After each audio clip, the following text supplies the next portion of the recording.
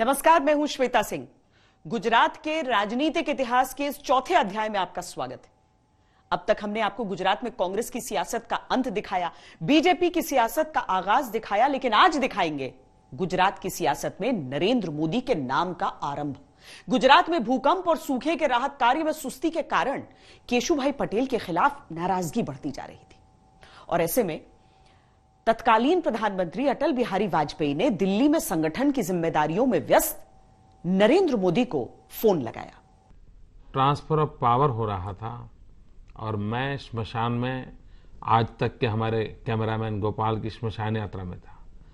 जब transfer of power के लिए यहाँ सब चर्चाएं चल रही थी, मैं माधवराव सिंधिया के घर में 24 घंटे खड़ा रहा, क्योंकि आपको पता था कि दिल्ली रंजन मेरा का अच्छा दोस्त चला गया, मैं उसके सदमे में था। वाजपेयी जी ने कहा, दिल्ली छोड़िए, गुजरात जाइए, आगे जो हुआ वो इतिहास है।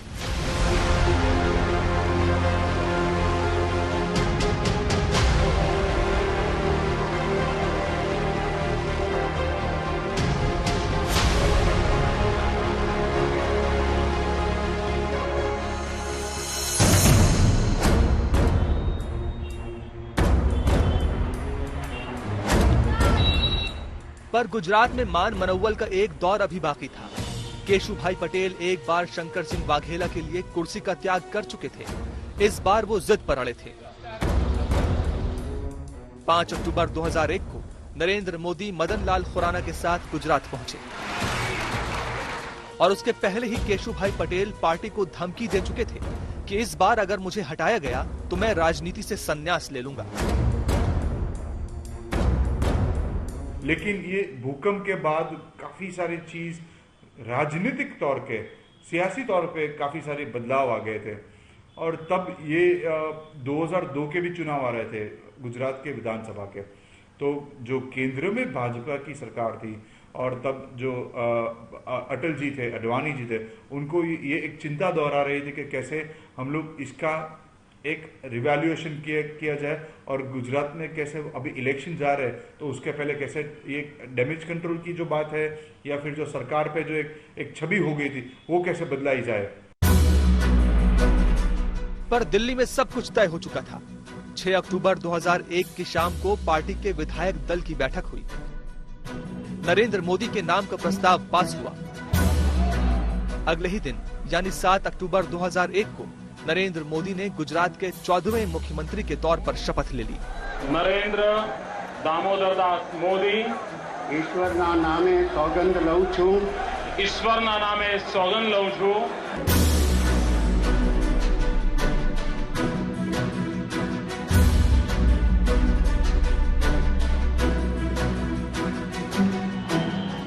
इस शपथ के साथ गुजरात में तख्त-ओ-ताज बदल गया। पर एक बात है, लोग कह रहे हैं कि आप भी कांग्रेसी तरीकों से मुख्यमंत्री बन ही गए, क्या सच्चाई है इसमें? कांग्रेस के तरीके क्या हैं और किस अर्थ में है मैं नहीं जानता हूं। लोगों को इकट्ठा करना, भीड़ इकट्ठी करके मुझे शपथ लेना, लाखों रुपए खर्च कर देना।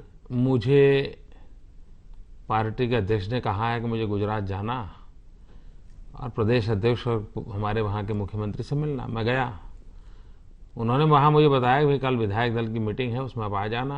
हम विधायक दल की मीटिंग में गए। 5 साल के बाद आपको भेज दिया गया वहाँ हमारे पूर्व मुख्यमंत्री जी ने मेरे नाम का प्रस्ताव किया, सबने सर्वसम्मति इसको स्वीकृति दी। नरेंद्र मोदी एक राज्य के कार्यकर्ता से गुजरात के मुख्यमंत्री बन चुके थे, लेकिन उनके सामने चुनौतियों का पहाड़ था। 26 जनवरी 2001 को आए भूकंप में कच्छ और भुज तबाह हो चुके थे। कच्छ के 450 गांवों का तो नामो निशान ही मिट गया था। अक्टूबर 2001 में नरेंद्र मोदी ने जब गुजरात की कमान संभाली तो भुज और कच्छ में पुनर्वास की कठिन चुनौती थी। हमारी सरकार ने तय किया कि हमारे सारे मंत्री, सभी नेता उन गांवों में जाएंगे जहां पर भूकंप के कारण अनेक परिवारों के अनेक दीप बुझ गए हैं। उनके बीच दिन बताएंगे, उनके दुख में सहभाग करेंगे। केशुभाई पटेल ने 3.5 साल का कार्यकाल संभाला था। नरेंद्र मोदी को पता था कि अगला चुनाव आने से पहले उनके पास महज 18 महीने हैं। इसलिए उन्होंने आपदा को अवसर में बदलने की कोई कसर नहीं छोड़ी।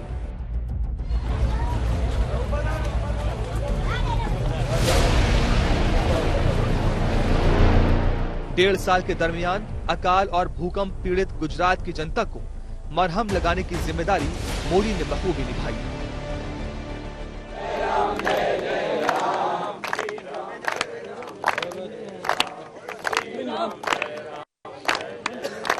जिस तरीके से उन्होंने भूकंप के राहत कार्य जो हुए, रिलीफ वर्क, उसमें जो जिस तरीके से उन्होंने रोल प्ले किया, ऑर्गेनाइज किया, पार्टी को ऑर्गेनाइज किया, एनजीओज को ऑर्गेनाइज किया, डायरेक्शन दिया, और उस परिस्थिति में जहां मेरे ख्याल से ऐसा भूकंप गुजरात में 50 साल के बाद हुआ था उस टाइप का, उसके पहले एक बार हुआ था अंजार में, उसी एरिया में।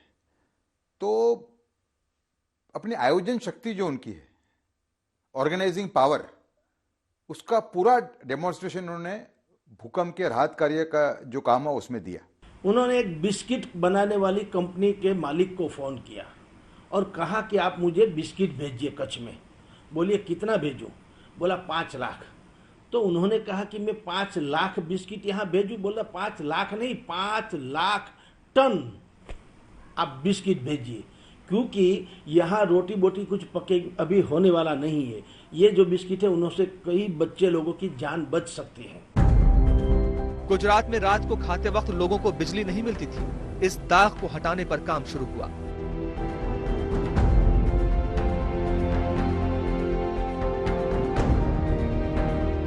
गुजरात में हर दूसरे साल भयंकर सूखा पड़ता था। नरेंद्र मोदी ने गुजरात में नदियों को जोड़ने का विजन बताया।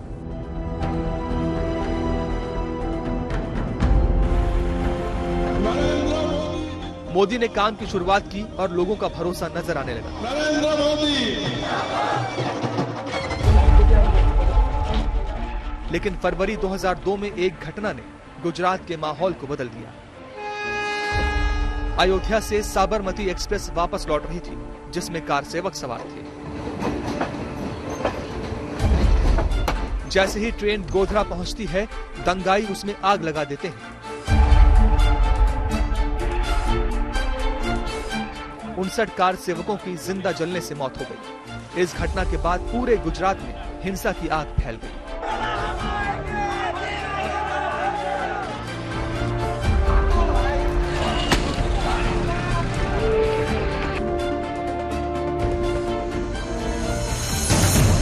गोधरा में जिस प्रकार की घटना घटी, पूरे देश के अंदर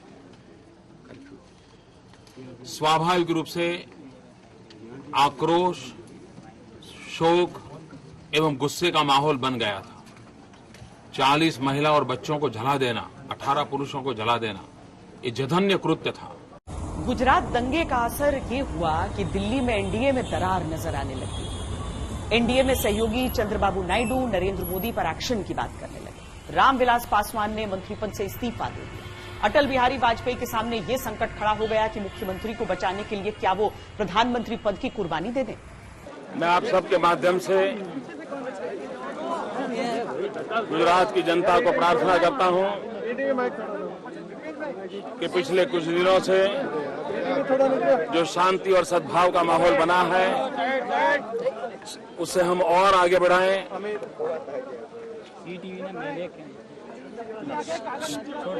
भातृभाव का जो भाव पनपा है, उसको एक नई शक्ति प्रदान करें। हम सब ने मिलकर के रहना है, मिलकर के गुजरात को आगे बढ़ाना है। –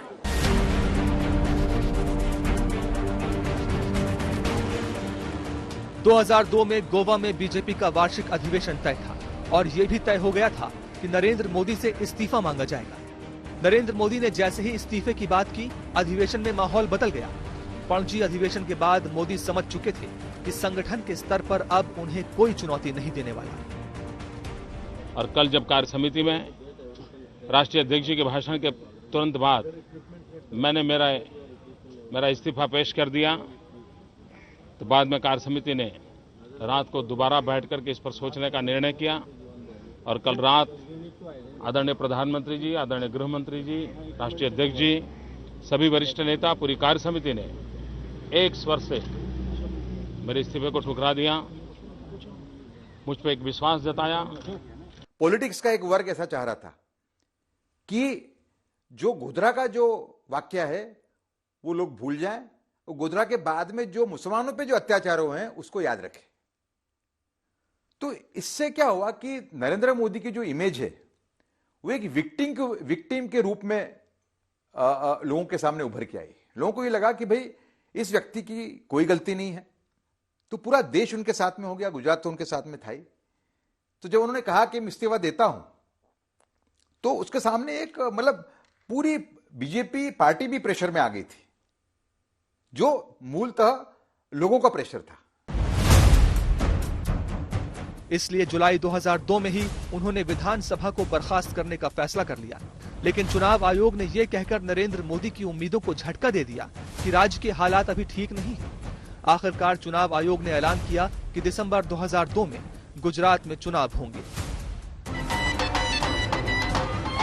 नरेंद्र मोदी जिंदाबाद। सिर्फ 6 महीने में नरेंद्र मोदी ने जो किया था वो ये बताने के लिए गुजरात के 180 में से 150 विधानसभा क्षेत्रों में घूमते रहे। અને મિયા મુશર્રફમાં તાકાત હોય તો નિર્દોષો પર હુમલા બંધ કરે, અમે સામી છાતી ઉગાડીએ। उधर विरोधी रोज मोदी को हटाने की कस्में खा रहे थे। तीसरा नेत्र हमारा खुलेगा बीजेपी के खिलाफ, और मैं समझता हूं कि समय आ गया है। हिंदू का भी पेट होता है, मुसलमान को भी पेट होता है, लोगों को अपना पेट भरना है, रोजी रोटी कमाना है, खाना है। हिंदू परमानेंट चीज नहीं होती है। ये लोग हिंदू के पक्ष में नहीं है, ये तो चीटर लोग है, चीटर। चुनाव के दौरान पूरे देश की नजर गुजरात पर थी। कौन जीतेगा ये तो बाद की बात थी, लेकिन नरेंद्र मोदी जीतेंगे या नहीं इस बात पर सबकी निगाह थी।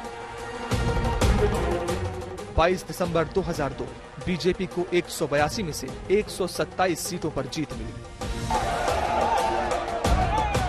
इस सच पर नतीजों का ठप्पा लग चुका था कि नरेंद्र मोदी के नाम के खिलाफ न तो कोई नेता टिक सका, न मोदी के काम के खिलाफ कोई वादा और न रणनीति के खिलाफ कोई मुद्दा। नरेंद्र मोदी असंभव को संभव बनाकर उभरे थे।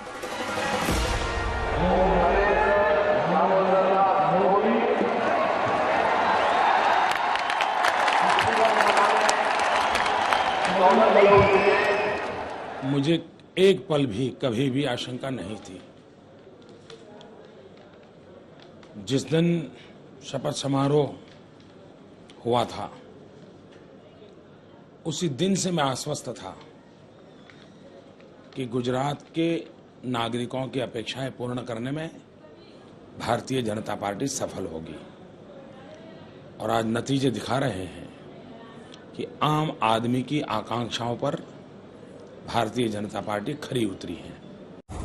दरअसल नरेंद्र मोदी जिस भी जिम्मेदारी पर रहे वहां उन्होंने अपना काम बखूबी किया। गुजरात में संगठन को मजबूत करने की जिम्मेदारी सौंपी गई तो बीजेपी को सत्ता तक पहुंचाया। पार्टी ने महासचिव बनाया तो अपने काम से केंद्रीय नेताओं के दिलों में अपनी जगह बनाई। उनकी संगठन क्षमता और लोगों से कनेक्ट करने के अंदाज का लोहा पार्टी के बड़े नेता भी मानने लगे थे। अब बारी थी उन वादों को पूरा करने की जिसका जिक्र मोदी गौरव यात्रा में कर रहे थे। मसलन 24 घंटे बिजली, नदियों को जोड़ना, सूखे के संकट से आजादी, कारोबार के लिए माहौल बनाना, भुज और कच्छ को फिर से बसाना। 18 महीने में ही उनके विजन को देखकर जनता समझ चुकी थी कि जन सरोकार के मुद्दों पर नरेंद्र मोदी पीछे मुड़कर देखने वालों में से नहीं है। आर्थिक और सामाजिक दोनों क्षेत्रों में गुजरात संघर्ष तो कर रहा था, लेकिन जनता को मोदी के नाम पर भरोसा था। गांव के अंदर एक ही फीडर लाइन होती थी पावर ले जाने के लिए, जो एग्रीकल्चरल फीडर लाइन के रूप में देखी जाती थी। उसमें से ही डोमेस्टिक पावर गांव को मिलता था, ठीक है। और एग्रीकल्चर पावर का जो यूज है वो डोमेस्टिक पावर से कई गुना ज्यादा है। तो एक शॉर्टेज तो थी, पावर की, तो जो पावर कट जो एग्रीकल्चरल लाइन को लगता था वो ऑटोमेटिकली डोमेस्टिक वालों को भी लागू पड़ जाता था। तो इसका उपाय क्या था? इसका उपाय उन्होंने ढूंढ निकाला। वो था कि हर एक गांव में 2 फीडर लाइन हो, एक एग्रीकल्चर के लिए और एक डोमेस्टिक के लिए। दूर सुदूर गांवों में भी, जंगलों में रहने वाले लोगों को भी 24 घंटे 3 फेज अनइंटरप्टेड पावर पहुंचाने के लिए इस ज्योतिग्राम योजना का जन्म हुआ। मोदी ने अपने दौर में विकास को किसी एक सेक्टर में बांधकर नहीं रखा। उन्होंने हर सेक्टर को समझा भी और समझाया भी और इसे संतुलित विकास का नाम दिया। मोदी ने साल 2003 में वाइब्रेंट गुजरात ग्लोबल इन्वेस्टर्स सम्मेलन कराकर पूरी दुनिया का ध्यान खींचा। वाइब्रेंट गुजरात के जरिए नरेंद्र मोदी ब्रांड गुजरात बनाने में सफल साबित हुए। 2006 में गुजरात में रिकॉर्ड ग्रोथ रेट दर्ज हुई जो 15% के करीब थी।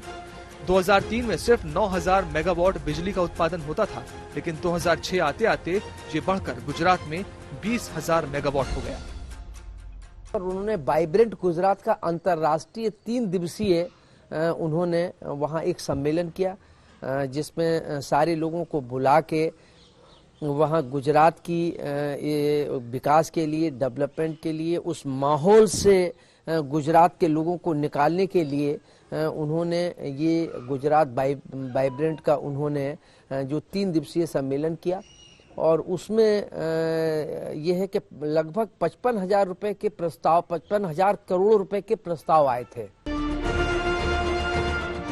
राज्य के तौर पर गुजरात के विकास का ऊपर जाता ग्राफ विपक्ष को बेचैन कर रहा था और गुजरात मॉडल की चर्चा पूरे देश में हो रही थी।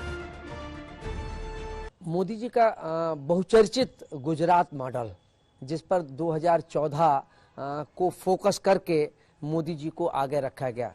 वस्तुतः मोदी जी का ये भी कहा जाता है कि एक विजन था उनकी सोच का, कि उन्होंने वहाँ के रोजगार, वहाँ के विकास, वहाँ के शिक्षा, इन सारी चीज़ों को, कृषि, इन सारी चीज़ों को लेके जो मॉडल बनाया, जिसमें उन्होंने ऊर्जा के क्षेत्र में सोलर सिस्टम को स्थापित किया, सिंगल विंडो सिस्टम लागू किया, कि जिसकी वजह से जो उद्योग लगाने वाले हैं, व्यापार करने वाले लोग हैं, उनको सरकारी तंत्र या नौकरशाही की भागदौड़ से असुविधा न हो, उसका सिंगल विंडो, ताकि वो व्यापार के लिए आगे आए, असुविधा से बचें।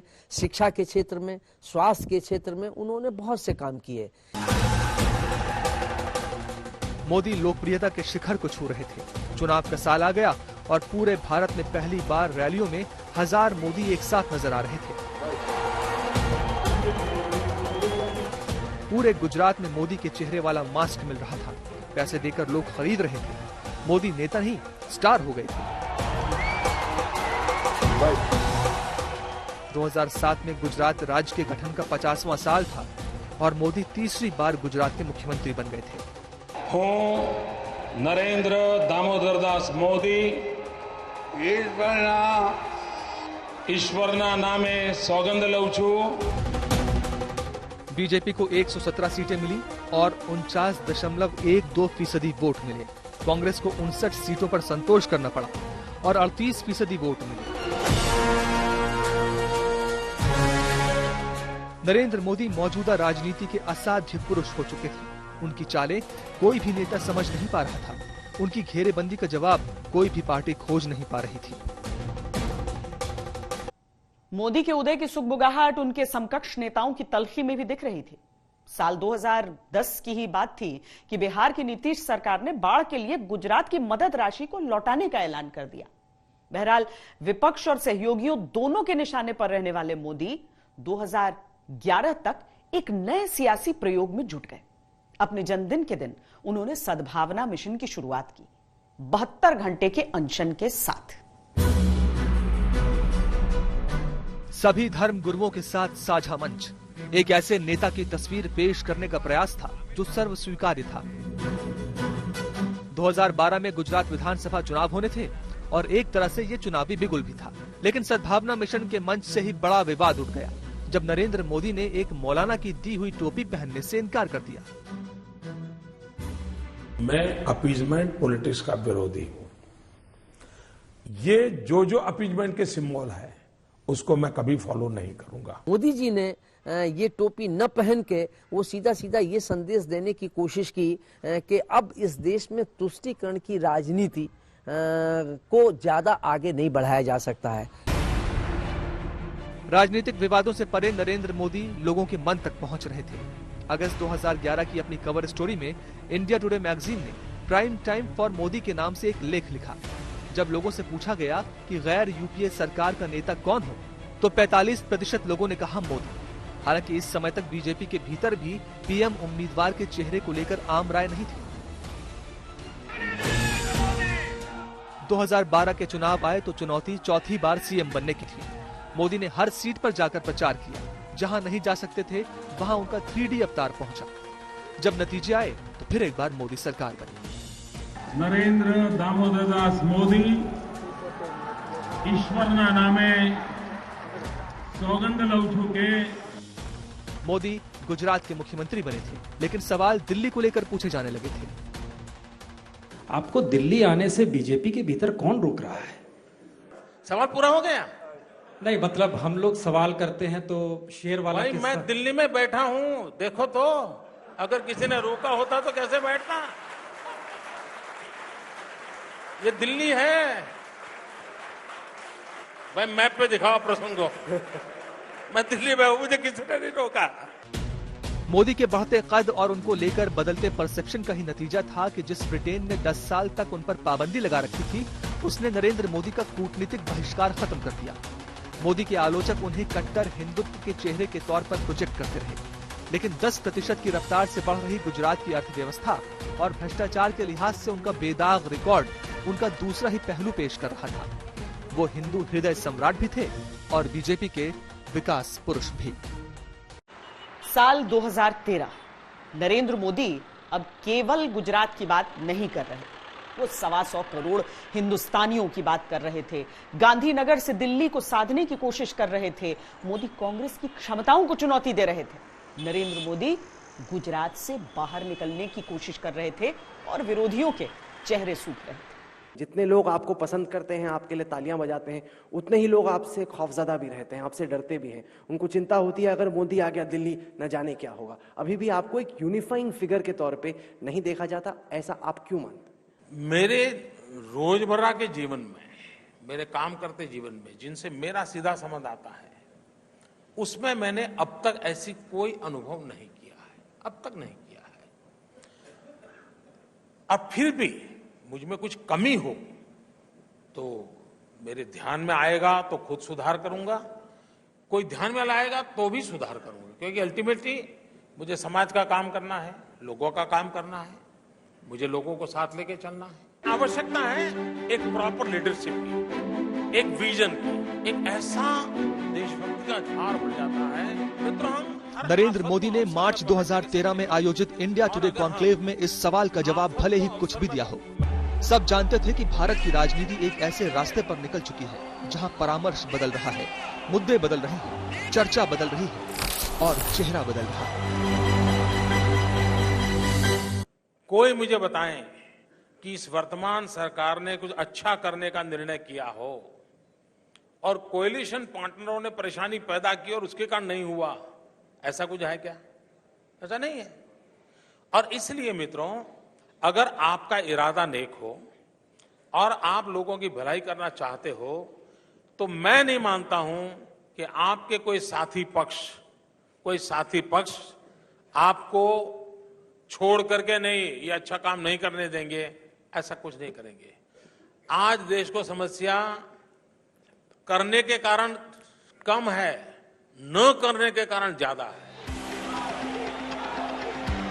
मोदी के बुलंद होते नारों के बीच जून 2013 में बीजेपी की राष्ट्रीय कार्यकारिणी आयोजित की गई और मोदी को 2014 के चुनावों के लिए बीजेपी की कैंपेन कमेटी का चीफ नियुक्त कर दिया गया। चुनावी अभियान को ध्यान में रखते हुए आज मैंने गुजरात के मुख्यमंत्री श्री नरेंद्र मोदी को चुनाव अभियान समिति का चेयरमैन घोषित किया है और मुझे जो कुछ भी हुआ है सबकी सहमत के आधार पर हुआ है। जाएंगे आप लोग अडवाणी जी से बात की है? आपकी पार्टी बैठक में चालू। इधर पार्टी के शीर्ष नेतृत्व में नाराजगी ऐसी रही कि अगले ही दिन लालकृष्ण आडवाणी ने सभी पार्टी पदों से इस्तीफा दे दिया।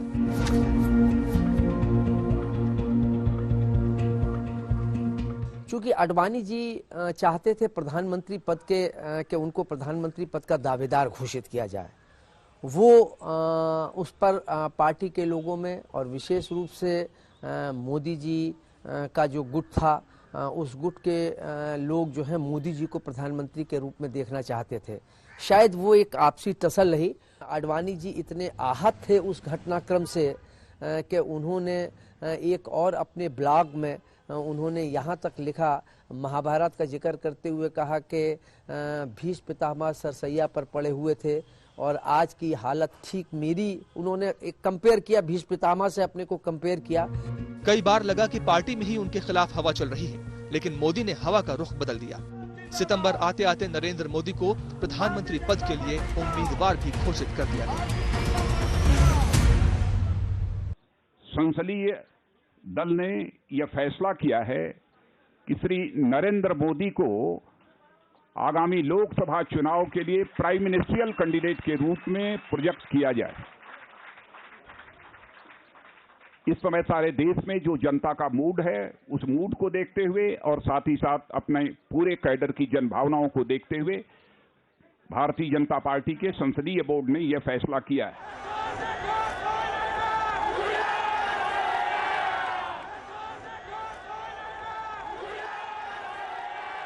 नरेंद्र मोदी ने देश की राजनीति का स्टाइल ही बदल दिया। उस समय किसी को नहीं मालूम था कि वो कभी भारत के प्रधानमंत्री बनेंगे भी या नहीं, लेकिन केवल एक चैलेंजर होने के बावजूद ये दिलचस्प था कि सारी की सारी पार्टियां उन पर ही निशाना साध रही थी।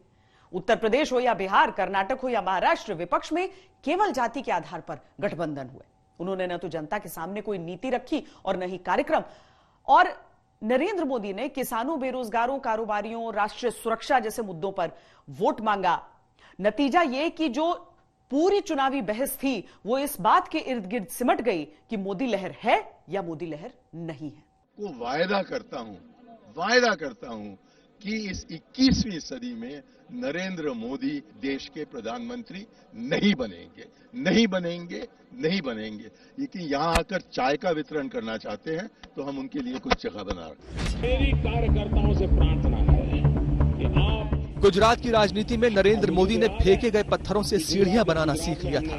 ये अनुभव 2014 की लड़ाई में खूब काम आया। चाय वाला कहकर उन पर व्यक्तिगत हमला कांग्रेस ने किया, नरेंद्र मोदी ने इसे अपने पक्ष के सबसे बड़े डिजिटल कैंपेन में बदल दिया।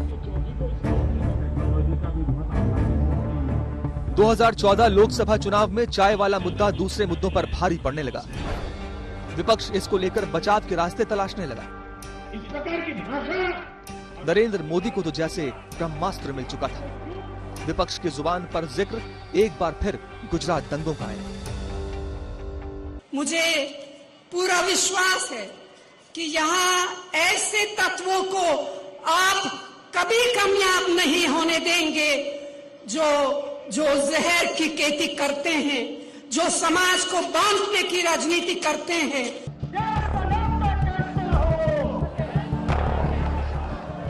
नरेंद्र मोदी के जवाब ने राष्ट्रीय राजनीति में नया मुहावरा ही गढ़ दिया। एक ऐसा मुहावरा जिसे भारतीय राजनीति के इतिहास में इस दशक का सबसे बड़ा मुहावरा भी कहा जा सकता है। हर गांव गली में बिजली। नेताजी, आपकी बात सही है, आपकी हैसियत नहीं है। आप गुजरात नहीं बना सकते, इसके लिए तो 56 इंच का सीना लगता है। अब की बार अच्छे दिन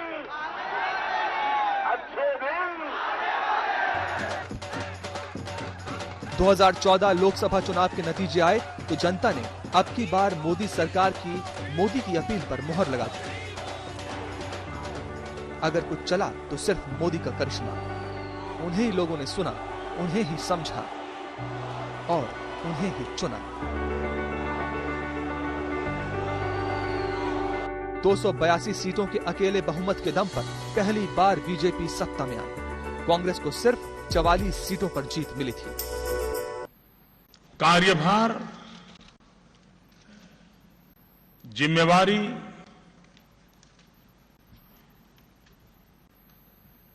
ये सबसे बड़ी बात होती है और हमें उसे परिपूर्ण करने के लिए अपने आप को सज्ज करना होगा, अपने आप को समर्पित करना होगा।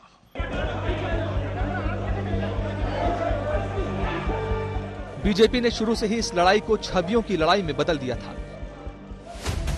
एक तरफ मोदी की छवि थी तो दूसरी तरफ राहुल गांधी और सोनिया गांधी की छवि। कांग्रेस ने राहुल को मोदी के टक्कर में खड़ा करने की कोशिश की, लेकिन मोदी की शैली, लोगों से जुड़ने की कला के आगे राहुल टिक नहीं सके। राहुल गांधी और मोदी जी की तुलना अगर किया जाए, और ये देश का निर्णायक चुनाव साबित हुआ बाद में कांग्रेस और भारतीय जनता पार्टी को लेके, जहां मोदी जी के पास अनुभव, जमीन से जुड़े होने का राजनीतिक अनुभव, चुनावी अनुभव, ये सारी चीजें उनके पास व्यापक स्तर पर थी मोदी जी के पास। वहीं राहुल गांधी अपरिपक्व थे। राहुल गांधी के पास ना तो विजन था, न राहुल गांधी के पास राजनीतिक अनुभव था, न ही वो जनता के पास उनसे सीधा उनका कोई कनेक्टिविटी रही है। तो मुख्यमंत्री नरेंद्र मोदी अब प्रधानमंत्री नरेंद्र मोदी बन चुके थे और जीत के बाद उन्होंने गुजरात को गुड बाय कहा। उसके बाद से ही गुजरात के नए मुख्यमंत्री के नाम पर चर्चा शुरू हो गई। ये बहस तेज हो गई कि उनका वो कौन सा सिपह सालार होगा जो उनकी गैर मौजूदगी में उनके विजन को आगे बढ़ाएगा, उनकी विकास की गाड़ी को आगे खींच पाएगा। नरेंद्र दामोदर दास मोदी। इसके बाद फिर शुरू हुई गुजरात के नए मुख्यमंत्री की तलाश। मोदी प्रधानमंत्री बन गए थे। श्री अमित शाह जी अब भारतीय जनता पार्टी के नए राष्ट्रीय अध्यक्ष होंगे। गुजरात के सबसे कद्दावर नेताओं में शामिल अमित शाह 9 जुलाई 2014 को बीजेपी के राष्ट्रीय अध्यक्ष बन गए। इससे एक चीज साफ हो गई थी कि गुजरात का अगला मुख्यमंत्री वही होगा जो इन दोनों का करीबी होगा। 21 मई 2014 को गांधीनगर के बीजेपी मुख्यालय में बैठक हुई। अमित शाह ने आनंदीबेन के नाम का प्रस्ताव रखा और बीजेपी मुख्यालय में सर्वसम्मति से नाम पर मुहर लग गई। आनंदीबेन मफतभाई पटेल ईश्वरना नामे सौगंध लઉં છું કે। लेकिन एक साल बाद आनंदीबेन की सत्ता पर सवाल उठने लगे। गुजरात की सड़कों पर पाटीदार आंदोलन की लपटें उठने लगी। हार्दिक पटेल की हुंकार से बीजेपी की मजबूत बुनियाद हिल गई थी और इसके बाद ये लगभग तय हो चुका था कि आनंदीबेन की कुर्सी जाने वाली है।